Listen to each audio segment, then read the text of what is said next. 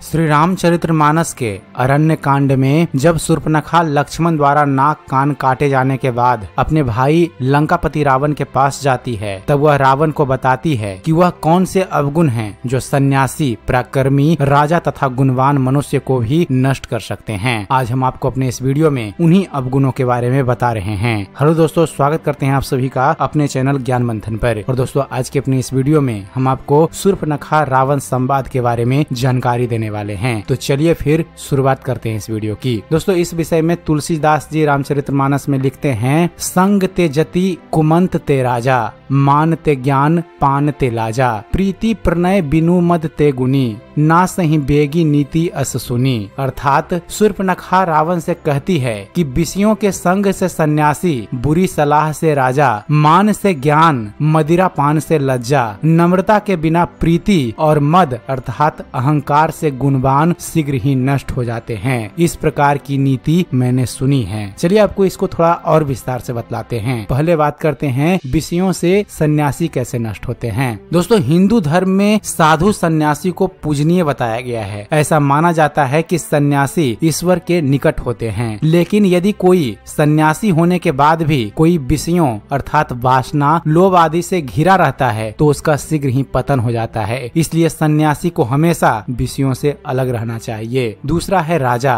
दोस्तों, राजा भले ही कितना भी पराक्रमी क्यों ना हो, लेकिन यदि वह बार बार अपने मंत्री व मित्रों की गलत सलाह मानता रहेगा तो उसे भी नष्ट होने में अधिक समय नहीं लगता। धर्म ग्रंथों के अनुसार राजा का प्रथम कर्तव्य अपनी प्रजा का पालन पोषण करना है। गलत सलाह के कारण यदि वह अपने कर्तव्य पूरे नहीं कर पाएगा तो नागरिक उसके विरुद्ध बगावत कर सकते हैं। इस स्थिति का फायदा अन्य राजा भी उठा सकते हैं। इसलिए राजा को अपने मंत्रियों से सलाह अवश्य लेना चाहिए, लेकिन बिना सोचे विचारे उस सलाह पर अमल नहीं करना चाहिए। तीसरा है फ्रेंड्स, ज्ञान। दोस्तों, जीवन में ज्ञान का बहुत ज्यादा महत्व है। अगर आपके पास ज्ञान है तो आप अपने जीवन में हर वो चीज हासिल कर सकते हैं जो आपको चाहिए। कहते हैं ज्ञान बांटने से और बढ़ता है। इसलिए ज्ञानी व्यक्ति को सदैव अपना ज्ञान बांटने के लिए तैयार रहना चाहिए। लेकिन कुछ लोगों को अपने ज्ञान पर घमंड हो जाता है और वे दूसरों के साथ अपना ज्ञान बांटने से कतराते हैं। ऐसे लोग हमेशा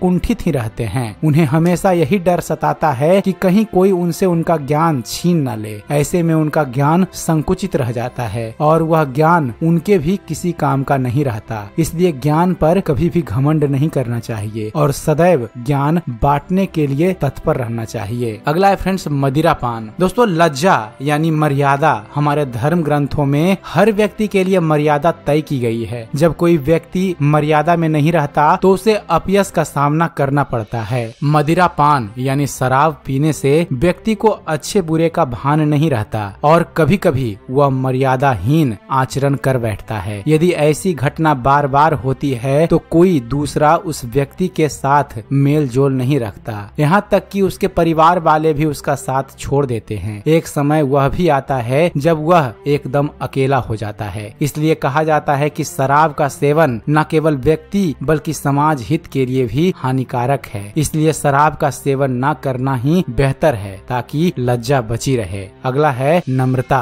दोस्तों, जीवन में प्रेम का होना बहुत ज्यादा आवश्यक है। प्रेम के बिना जीवन निरर्थक सा लगता है। प्रेम माता पिता से, पत्नी से या संतान से ही क्यों ना हो, लेकिन प्रेम व्यक्त करने के लिए हमें शब्दों का ही सहारा लेना पड़ता है। जो शब्द हमारे प्रेम को अभिव्यक्त करते हैं वे बहुत ही शालीनता यानी नम्रता से बोले जाते हैं। लेकिन इसके विपरीत यदि आप किसी से प्रेम नहीं करते हैं और आपके शब्दों में नम्रता नहीं है तो आपका प्रेम नष्ट होने में अधिक समय नहीं लगता। इसलिए तुलसीदास जी ने लिखा है, नम्रता न होने से प्रेम नष्ट हो जाता है। इसलिए हमें सदैव इस बात का ध्यान रखना चाहिए। और अंतिम है गुणवान। दोस्तों, गुणवान व्यक्ति की ओर सभी लोग आकर्षित होते हैं और यह स्वाभाविक भी है। गुणवान व्यक्ति सभी के आकर्षण का केंद्र होते हैं। वह समाज में उन्हें आदर व सम्मान भी दिया जाता है। लेकिन जब किसी गुणवान व्यक्ति को उसके गुणों पर अहंकार हो जाता है तो वह शीघ्र ही नष्ट हो जाता है, क्योंकि अहंकार होने पर वह स्वयं को दूसरों से श्रेष्ठ समझने लगता है और यही